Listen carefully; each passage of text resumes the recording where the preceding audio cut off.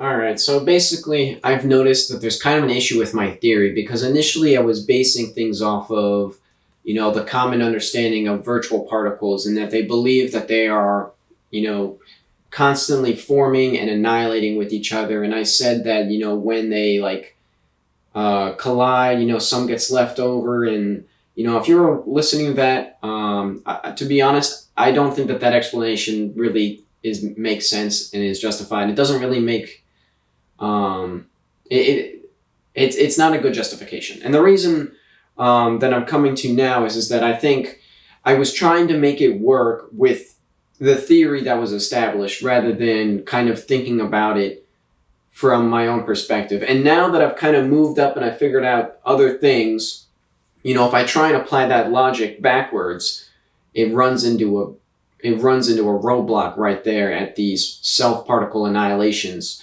because, as I say all the time, as above, so below, we don't see these particle annihilations happening on the big scale. At least I don't think we do, right? So, why is it happening down there?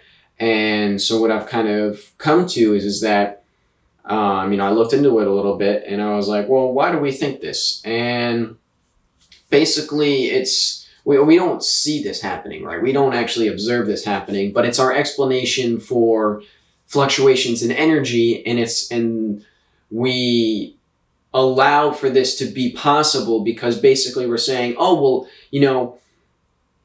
the energy is coming out of nothing, right? But then it quickly annihilates back into nothing. So it doesn't actually break the laws of physics because it comes from nothing and it goes back to nothing. And so technically the end result is still a net zero, right? But here's the thing.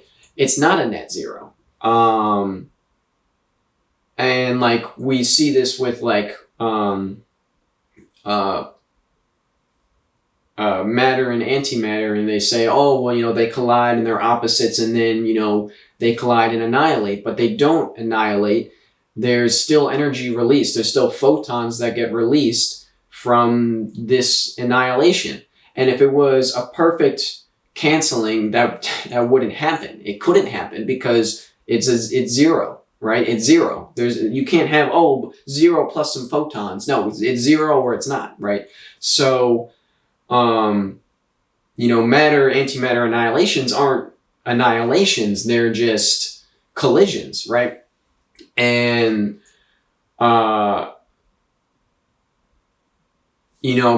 basically, I think that that's really interesting. We have these, an antimatter matter annihilation is really just, I think it has a little bit to do with it.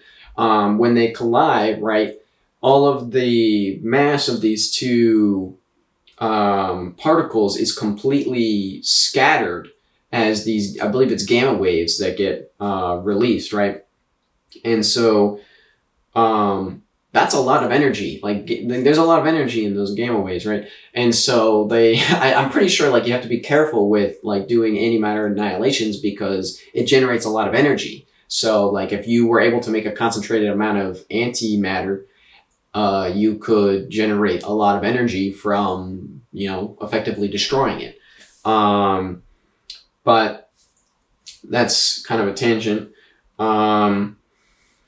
My initial explanation for virtual particles and the appearance and annihilation of them is probably wrong. This was based off of current understanding and the fact that they cancel, but this doesn't really make sense, as why wouldn't there be more of this behavior at larger scales? This idea comes from the something coming from nothing needing to balance out. It also doesn't play well with my theory and isn't actually needed for anything to my knowledge. Dark energy bubbles up from smaller and smaller particles and combines into larger and larger ones, transferring energy all the while, right? So instead of, these particles appearing from nothing and then just colliding, basically these particles are coming from infinity, right? So effectively there is nothing there, right? But there is infinity, right? So we look at it and we go, that is empty space. But that is because the scales are just small, so small that,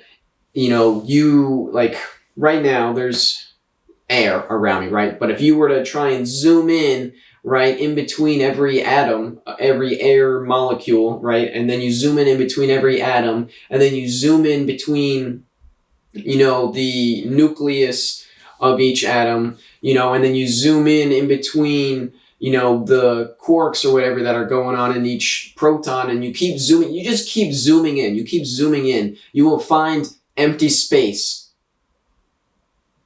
towards infinity. And there will always be something that you can zoom in farther. That's my belief. There is infinity to go down. And the thing is that, as we see, mass likes to condense. It likes to consolidate into, points of, basically higher and higher density until a certain point where it goes, oh, now I'm a black hole, right? And when it becomes a black hole, basically, I think, boom, you got, it hopped up to that next, level in material forming. So what is a massive or supermassive black hole to us could be, just like a single atom to something on a scale tremendously larger than us. And I know that sounds crazy, but think about how large we are compared to every atom, right? And like, if we are on the scale where every atom is like like that bit, like I don't think that this is really that wild to propose. Like, to me, it makes a lot of sense. It makes more sense than anything else, in my opinion. It's just the only problem with it is it just makes us, because like every discovery, like with like astronomy, astronomy is that like every time we have a big revelation, we realize we're just that much smaller, right? We're like, oh, okay, we're not the center of the solar system. Oh, okay, there's not just the solar system. Oh, okay, we're not even like the center of the galaxy. Oh, okay, there's like actually other galaxies. Oh, okay, there's so much. There's more than we could have ever possibly imagined, right? And the thing is that I don't think that there's any limit to just how small we actually are. And that's a very scary thought. And so I think that's why I'll end up getting a lot of pushback on this, if I get any at all, if anyone watches this, is because it's just such a scary thought to realize that it's not that we're just a speck in the universe. It's that we're a speck of a speck of a speck of a speck of a speck of a speck of a speck in a speck of a universe, right? It like we're nothing is what I'm getting to. And that's a very scary thing. It's a scary thing to think that you are literally nothing, right? And we don't like to think that. So, not good for survival. Dark energy bubbles up from smaller and smaller particles and combines into larger and larger ones, transferring energy all the while. This leads to a net zero sum without a need for instant cancellations, right? So what I'm saying there is basically, because dark matter turns into matter, and then matter then turns into dark energy turns into matter, and matter turns into dark matter, right? Because we have this, scaling up, right? As energy is coming in, energy is also being lost to the next level above. It's basically a net zero, right? Because on our reality, the water, like if you have water flowing through a river, right? The loss and gain is a net zero, because if the flow is constant, the water that's flowing in is equal to the amount of water flowing out, right? And so effectively there's nothing, right? If you do the calculations, there is nothing in your basket, right? Except your basket's full, right? But theoretically, there's nothing in your basket, because everything that's coming in is also going out. And yet you still have something in your basket. And so that's what our reality is. That's why there is matter. That's why, like the whole question is, where did all this matter come from? It's just a part of the process, and we could be, as I said, basically nothing, or we could be 5 times up the chain and it wouldn't make a difference. It wouldn't make a difference, because the fundamental properties of this, basically energy, mass, and you know, entropy, you know, causation, all this stuff, all of that stays the same regardless of your scale, right? So if we were five levels up the chain, everything, we would call it the same stuff. We'd be like, okay, well, that's matter, that's dark energy, that's dark matter, and it wouldn't change anything because it's all the same. It's just a matter of perspective. It's a matter of where you are on the levels, right? And so it's just that the difference in levels is insane. Like it's orders of magnitude. And so we look at atoms and we see planets, we see galaxies, we see, you know, stars, but we look at atoms and we see solid, right? Because mass is not solid. Like there's empty space in every atom. There's so much empty space in every atom. It's not solid. But it is to us, right? And so, continuing on, antimatter isn't really antimatter as it still has mass. It is more like an unstable structure and releases a lot of energy on interaction as the gravitational hold on the particles is weak due to a low particle production of its own like standard matter does. And that gets into my reasoning of what I think, you know, the reasoning why antimatter is considered antimatter and not just regular matter. And it also gets into, you know, why it doesn't really exist readily, right? And the reason why it can exist but doesn't readily exist is because it's not an energetically favorable state. There's no stability in it. And so it's basically, antimatter is basically is you taking an atom that is stable and making a radioactive version of that stable atom. And so this particle, right, like the reason why we can only do it with relatively small, like I think we're only capable of doing it with small like atoms, like we can't do it with any atom we want, and it's not very easy to do, right? The reason why I think this is because the structure of antimatter in comparison to regular matter is just, it's not, I think I've done a talk about this, it's not built to consolidate. There's no structure, like the structure it has does not allow for growth. It allows for a structure to form, but the structure cannot increase in size, right?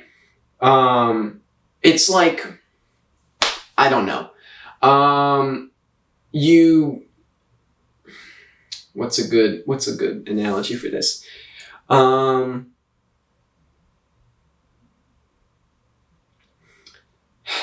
What's a good analogy? I was gonna do like something with like Legos. Like imagine, you know how like I play with like Legos a lot. And so there's like basically there's certain pieces in Legos where you can like basically put something on any side. They make like custom like special ones that like any side you can attach to, right? And the way the way that like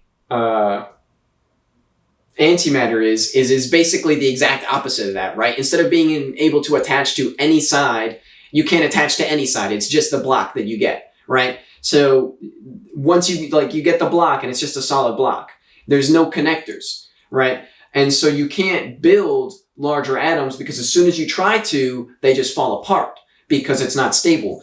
And so, you know, from a realistic standpoint, I don't think we should consider them antimatter, really. I think they should just be considered unstable matter. I think that you could consider that this anti-hydrogen or anti-helium or whatever we've been able to create as basically just, you know, helium. Like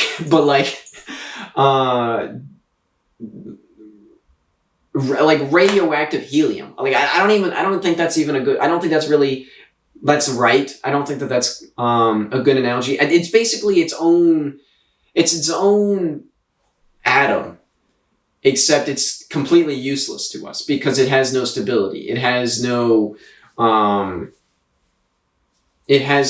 potential to grow. And that gets into my whole thing with its center being based off of basically, it's like it's like having, instead of our galaxy having a supermassive black hole at the center, it was just a star. And it'd be like the star, had to pull in it was like holding all of the mass of our universe with its gravitational pull. Because that's basically what is happening with antimatter, because instead of it being a negative, like an electron, it's a positron. And so the positron is what's supposed to be producing basically the energy and, allowing for this consolidation. And actually that gets into a whole other thing that I was just thinking about, that like black holes formed first. I think that was a video I just did. Black holes formed first because we're like, oh, well, they give off, what's it called? Why can't I think of his name right now? Hawking radiation, right? They give off Hawking radiation, and we think that they could give off Hawking radiation, right? But it's just like such a low amount of energy. But here's the thing, like what if they're giving off more than Hawking radiation, but it's being put out at a level we don't observe, right? And so this energy getting shot out is helping to consolidate matter, and this consolidation of matter is a direct result of black holes, and that's why we see black holes forming first. I don't know. Yeah, I mean, I don't know. I feel like there's the potential problem with it because it's like, okay, well, where did the black holes come from? But I guess you could argue that, they matter can slowly does collect over time, right? It will slowly collect over time, and eventually you get black holes. But over the long scale, once these black holes form, things move faster, right? Because now they're putting out this whatever energy potentially, right? And it allows for an increase in this rate, right? And I don't know. It's hard to say because basically every particle is a black hole. So maybe this quote unquote energy that I'm talking about is just increasing the gravitational pull. And that's the energy that's getting put out. It's really just, it's pulling more energy in, which is basically obvious in retrospect, but whatever. Anyway, antimatter isn't really antimatter as it still has mass. It is much more like an unstable structure and releases a lot of energy on interaction, as the gravitational hold on the particles is weak due to a low particle production of its own, like standard matter does. If you imagine a place that doesn't exist, and then imagine a chair and then some other stuff inside this place, none of those items actually exist because the place doesn't exist. And so they do not need a source. They just exist. However, they are real within the place you imagine.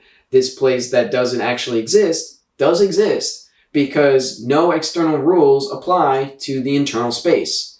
I believe that is why the universe is.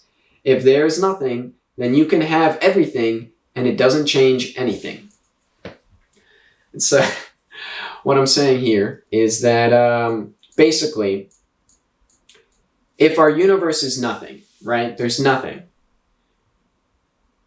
Then you can put anything inside this nothing, right? You can make anything within this nothing. Anything can form within this nothing, but it is still within nothing. And so no matter what you make inside this nothing, it is still technically nothing, right? And so this quote unquote, where the universe comes from, This is potentially a crazy tie-in here with consciousness and like self-realization and stuff. Not to get all woo-woo, right? But here's the thing: is that like every time you have an idea, where does that idea come from, right?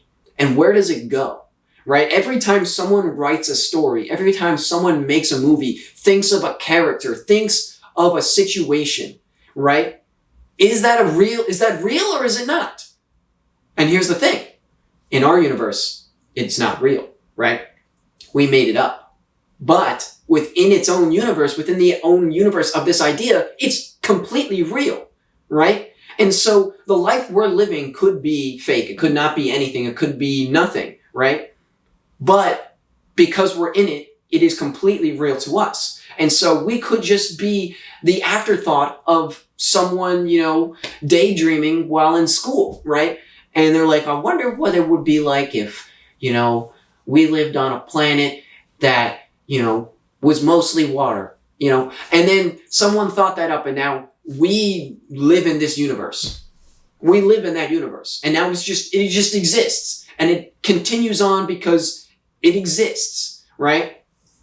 And there's no science to that. There's no proof to that. This is a what if here, all right? But basically, we are, like, scientifically, we are nothing. And we know that the universe comes from nothing. No matter who you ask, right? The universe comes from nothing, right? And so basically, that means we are nothing. And if we come from nothing, right, then where are we coming from, right? We're coming from an idea. Someone had the idea, the quote unquote God, right? But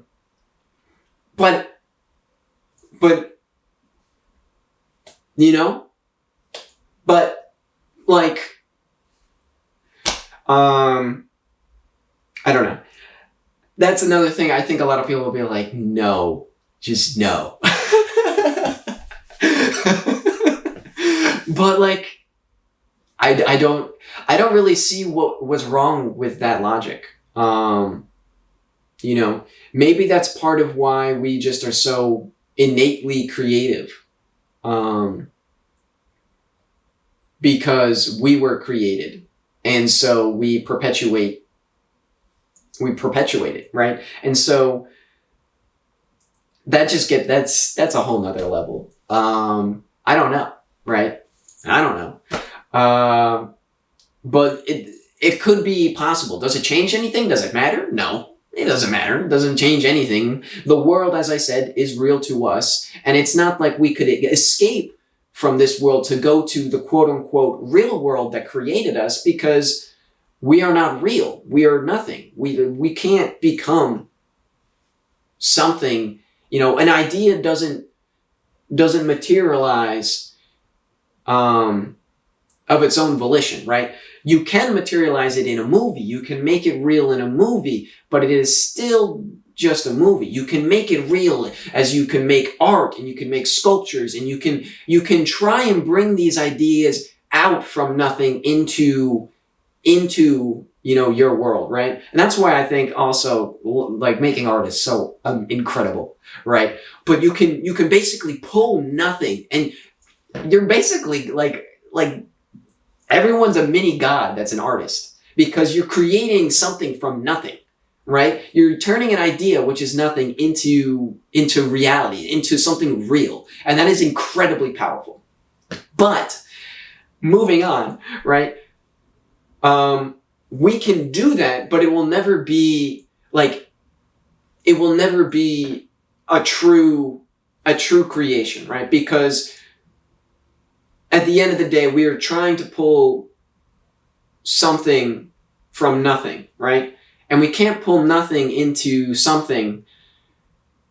Well, maybe we can, actually, because now that I'm thinking about it, like, it doesn't matter, right? Because that's nothing. You're pulling nothing, right?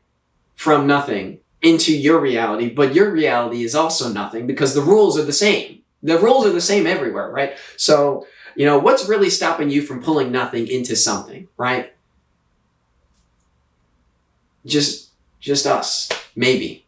You know, just maybe. All right, maybe. I got woo woo. I'm sorry. I didn't mean it. I didn't mean it. It was an accident. Okay. Anyway, yeah. Yeah. Peace out.